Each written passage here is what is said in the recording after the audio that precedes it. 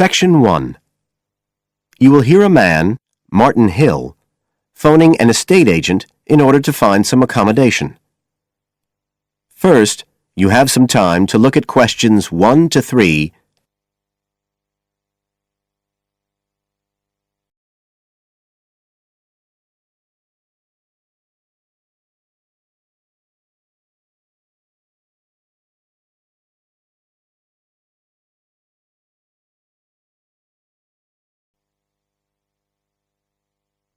Now we shall begin. You should answer the questions as you listen, because you will not hear the recording a second time. Listen carefully and answer questions 1 to 3.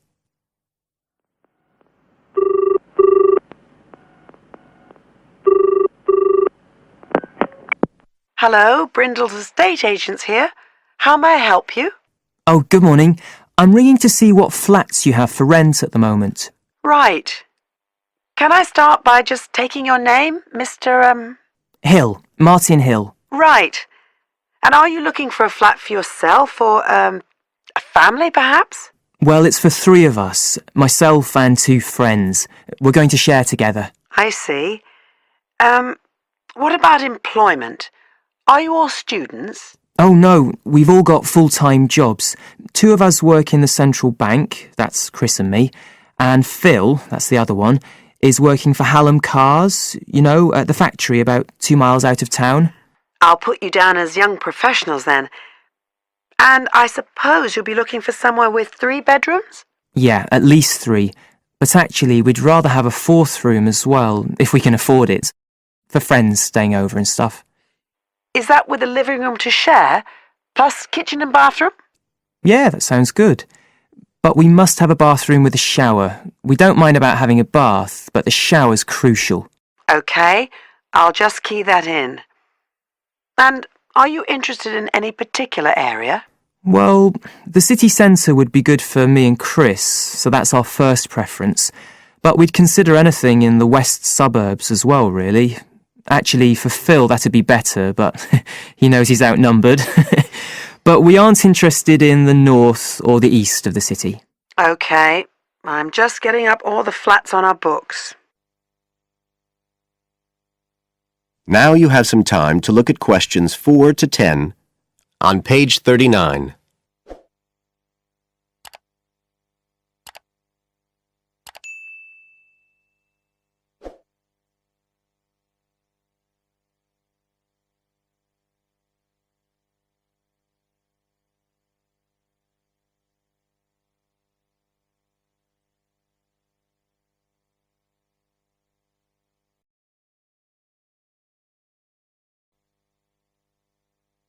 Now listen and answer questions 4 to 10. Just looking at this list here, I'm afraid there are only 2 that might interest you. Do you want the details? OK, let me just grab a pen and some paper. Fire away. This first one I'm looking at is in Bridge Street and very close to the bus station. It's not often that flats in that area come up for rent. This one's got 3 bedrooms, a bathroom and kitchen, of course, and a very big living room. That sounds a good size for you. So what about the rent? How much is it a month? The good news is that it's only £450 a month. Rents in that area usually reach up to £650 a month, but the landlord obviously wants to get a tenant quickly. Yeah, it sounds like a bit of a bargain. What about transport for Phil?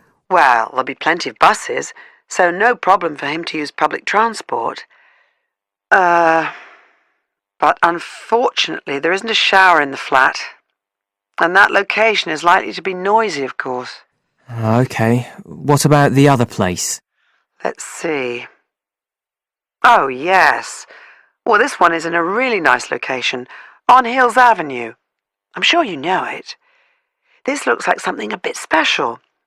It's got 4 big bedrooms and, there's a big living room.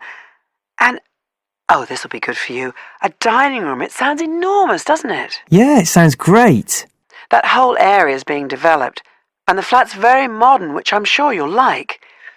It's got good facilities, including your shower, And of course it's going to be quiet, especially compared with the other place. Better and better. But I'll bet it's expensive, especially if it's in that trendy area beside the park. I'm afraid so. They're asking £800 a month for it. Whoa! It sounds a lot more than we can afford. Well, maybe you could get somebody else to move in too. I'll tell you what. Give me your address and I can send you all the details and photos, and you can see whether these two are worth a visit. Thanks, that would be really helpful. My address is flat 5. That is the end of Section 1. You now have half a minute to check your answers.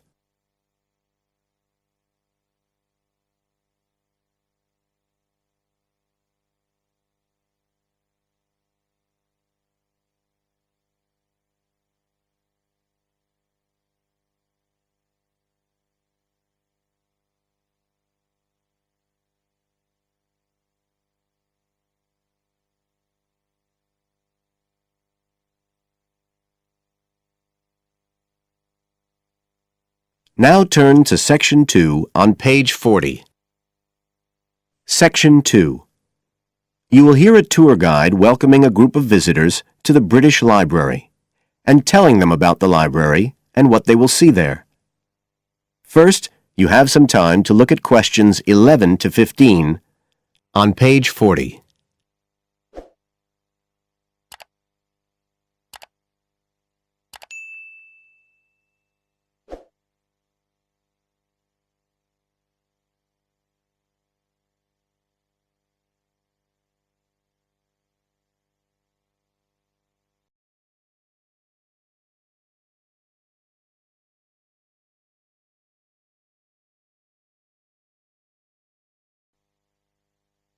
Now listen carefully and answer questions 11 to 15. Good afternoon, ladies and gentlemen, and welcome to your very own tour of the British Library on this lovely afternoon.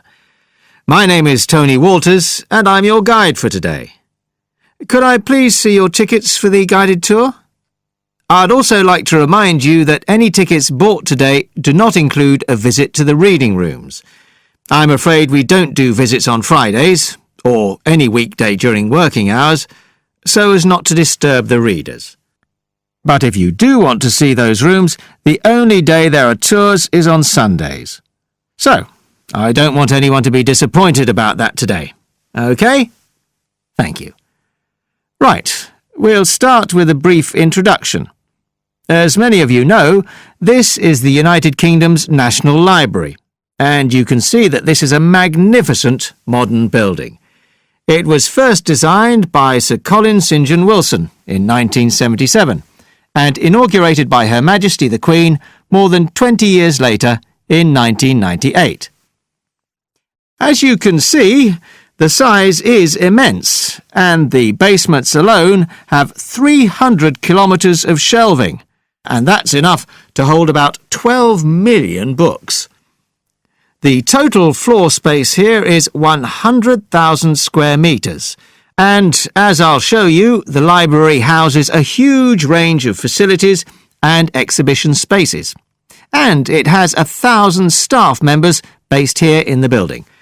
So, you can appreciate the scale of our operation.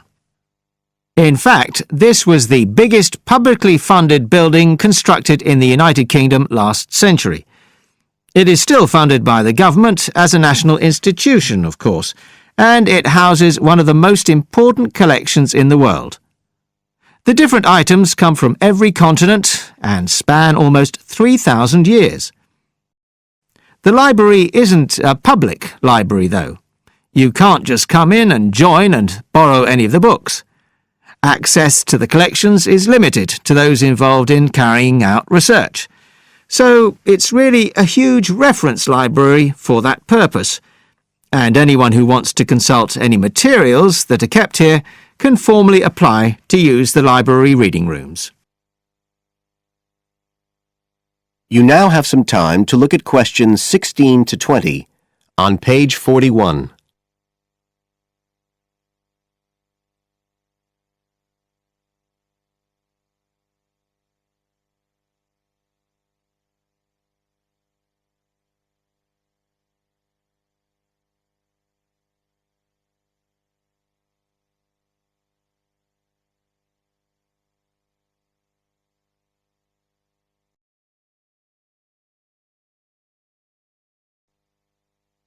Now listen and answer questions 16 to 20. Right, well, here we are, standing at the meeting point on the lower ground floor, just to the right of the main entrance. I've given you all a plan of the building so that we can orientate ourselves and get an idea of where we'll be going. Now, outside the main entrance, you'll see the wide piazza with the stunning sculpture of Newton. The sculptor was Paolozzi, but it's based on the famous image by William Blake, and it's definitely worth a closer look. On the other side of the piazza from the statue is the conference centre, which is used for all kinds of international conventions. We'll take a quick look inside at the end of our tour. Looking ahead of us now, you'll see that we're standing opposite the staircase down to the basement, where you'll find the cloakroom, and to the left of that, we have the information desk, where you can find out about any current exhibitions, the times of the tours, and anything you need to know, if you don't have a tour guide. As you can see, on this lower ground floor, we also have a bookshop. That's the area over to the left of the main entrance. You'll be free to browse there when we get back to the ground floor. Now, opposite the main entrance on this floor, we have the open stairs leading up to the upper ground floor. And at the top of them, in the middle of the upper ground floor, you can see a kind of glass-sided tower that rises all the way up through the ceiling and up to the first floor. This is called the King's Library. It's really the heart of the building. It was built to house the collection that was presented to the nation in 1823 by the King. You can see it from every floor above ground. When we go up there, you'll find the library's treasures gallery on the left. Can you find it on your plan? That's the exciting one. So we'll be visiting that first, but we'll also take a look at the stamp display situated behind it on the way to the cafe. A lot of people miss that. The cafeteria runs along the back of the floor, and in the right-hand corner, you'll find the lifts and toilets. Always good to locate them. The other main area on that floor is the public access catalogue section, and I'll show you how that operates when we get up there. That is the end of Section 2. You now have half a minute to check your answers.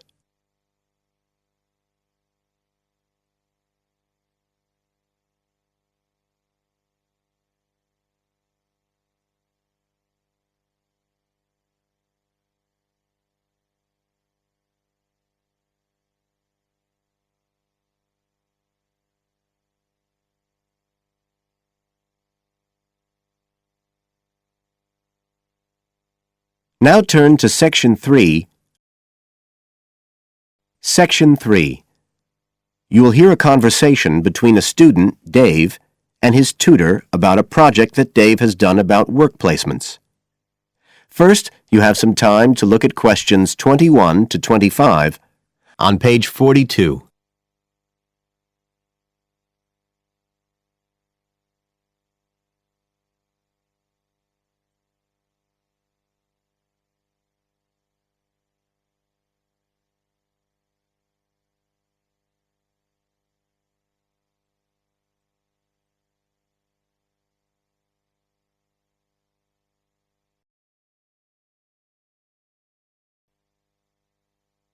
Now listen carefully and answer questions 21 to 25. Good afternoon, Dave. Come on in and take a seat. Hi, Dr. Green. Thanks. Oh, hang on a minute. I'll just find the first draft of your project paper, and we can have a look at it together. Now, yours is the one on work placement, isn't it? Yeah, that's right. So what made you choose that for your project? Well, I suppose it was because sending students off to various companies for work experience seems to be such a typical part of educational courses these days. I mean, even school kids get to do it. But I felt everyone just kind of assumes it's a good thing. And I guess I wanted to find out if that's the case. But you don't look at schools or colleges, right? You've stuck to university placement schemes. Yeah, well, I quickly found that I had to limit my research. Otherwise, the area was just too big. Do you think that was okay? I think it's very sensible, especially as the objectives might be very different. So how many schemes did you look at? Well, I sent out about 150 questionnaires altogether. 50 of each to university authorities, students and companies. And I got responses from 15 educational institutions and 30 students in 11 individual companies. Great. That sounds like a good sample. And who did you send your company questionnaires to? Well, the idea was to have them done by the students' line managers. But sometimes they were filled in by the human resources manager or even the owner of the company. Right. I didn't find a full list anywhere, so I think it's very important to provide that, really. You can put it as an appendix at the back. Right. I've got a record of all the respondents, so that'll be easy. I hope other things were okay. I mean, I've already put such a lot of work into this project, identifying the companies and so on. Oh, I can tell. I think you've done a good job overall. You now have some time to look at questions 26 to 30 on page 43.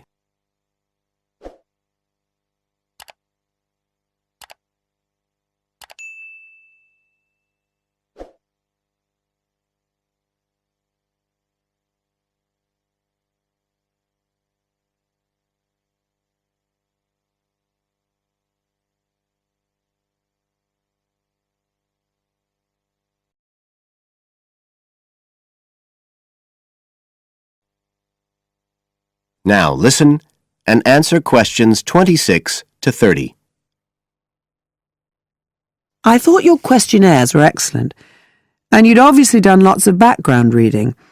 But there were a few problems with the introduction. First of all, I think you need to make some slight changes to the organisation of your information there. At present, it's a bit confused. Okay. What did you have in mind? Well, you write quite a bit about work placement in general, but you never explain what you mean by the term.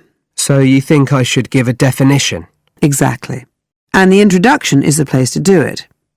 And then, look, you start talking about what's been written on the topic, but it's all a bit mixed up with your own project. So do you think it would be better to have two sections there, like a survey of the literature as the introduction, and then a separate section on the aims of my research? I do. You can include your methods for collecting data in the second section too. It would be much clearer for your reader. Establish the background first, then how your work relates to it. It would flow quite nicely then. Yes, I see what you mean. Anyway, moving on. I like the way you've grouped your findings into 3 main topic areas. Well, it became very obvious from the questionnaires that the preparation stage was really important for the whole scheme to work. So I had to look at that first. And I found a huge variation between the different institutions, as you saw. I was wondering if you could give a summary at the end of this stage of what you consider to be the best practice you found. I think that would be very helpful. Right, I'll just make a note of that. What did you think of my second set of findings on key skills development? For me, this is the core of my whole project, really. And you've handled it very well. I wouldn't want you to make any changes. You've already got a nice final focus on good practice there. Thanks. Right. Now, I think the last part, which deals with the reasons why students don't learn... What, the constraints on learning chapter? Yes, that's the one. I think you need to refer to the evidence from your research a bit more closely here.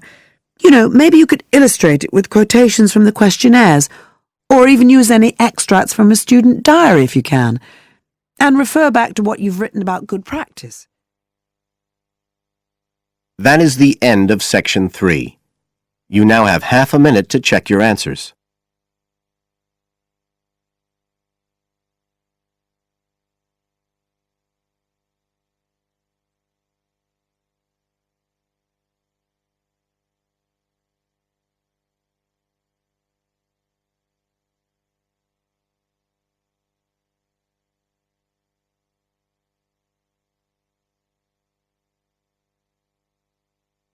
Now turn to section 4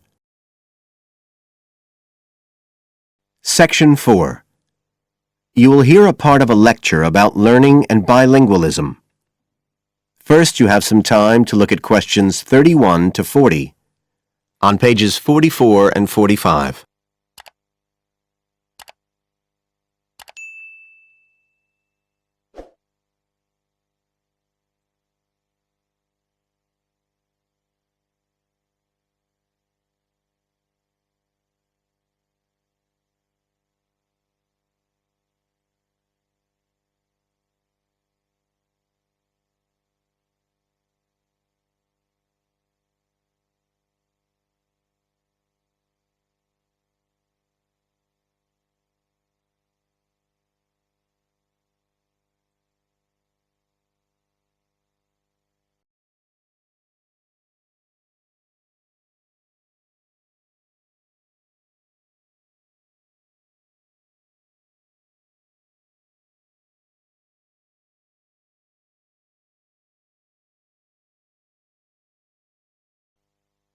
Now listen carefully and answer questions 31 to 40. When we look at theories of education and learning, we see a constant shifting of views as established theories are questioned and refined or even replaced, and we can see this very clearly in the way that attitudes towards bilingualism have changed. Let's start with a definition of bilingualism. And for our purposes today, we can say it's the ability to communicate with the same degree of proficiency in at least two languages. Now, in practical terms, this might seem like a good thing, something we'd all like to be able to do. However, early research done with children in the USA in fact suggested that being bilingual interfered in some way with learning and with the development of their mental processes. And so in those days, bilingualism was regarded as something to be avoided, and parents were encouraged to bring their children up as monolingual, just speaking one language. But this research, which took place in the early part of the 20th century, is now regarded as unsound for various reasons, mainly because it didn't take into account other factors such as the children's social and economic backgrounds. Now, in our last lecture, we were looking at some of the research that's been done into the way children learn, into their cognitive development, and in fact we believe now that the relationship between bilingualism and cognitive development is actually a positive one. It turns out that cognitive skills such as problem solving, which don't seem at first glance to have anything to do with how many languages you speak, are better among bilingual children than monolingual ones. And quite recently, there's been some very interesting work done by Ellen Bialystok at York University in Canada. She's been doing various studies on the effects of bilingualism, and her findings provide some evidence that they might apply to adults as well. They're not just restricted to children.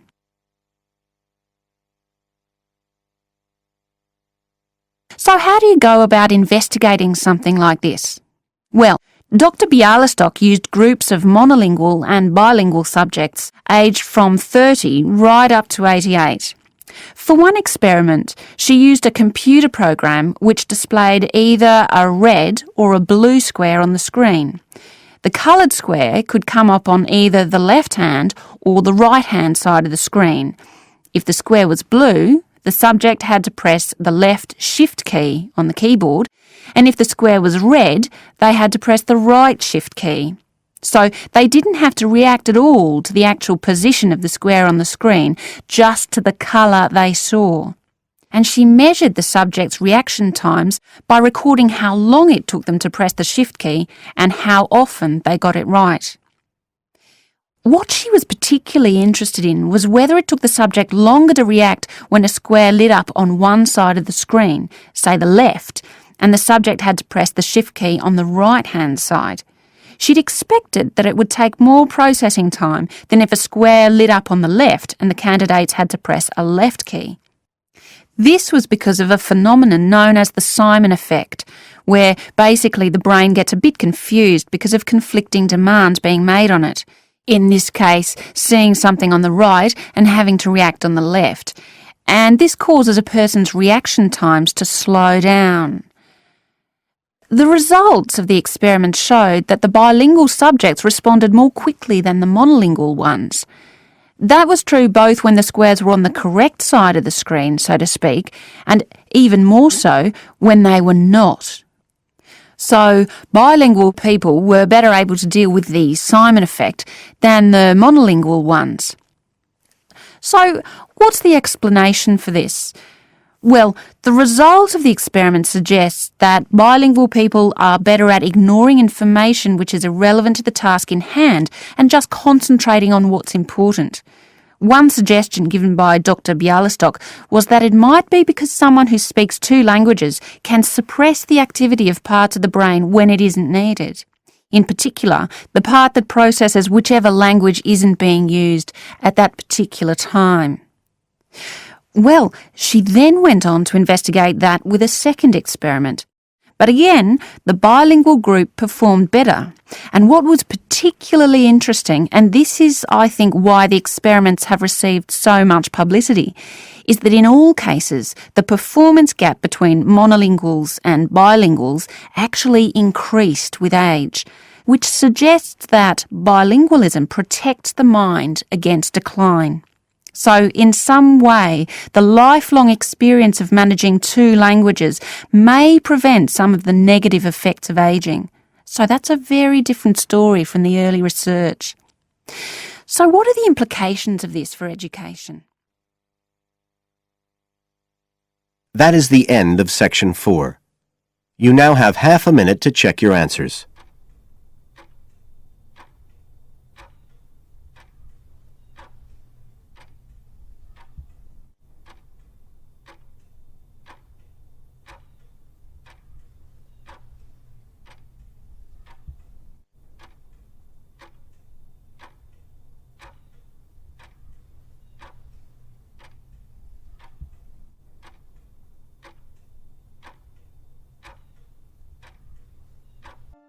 That is the end of the listening test.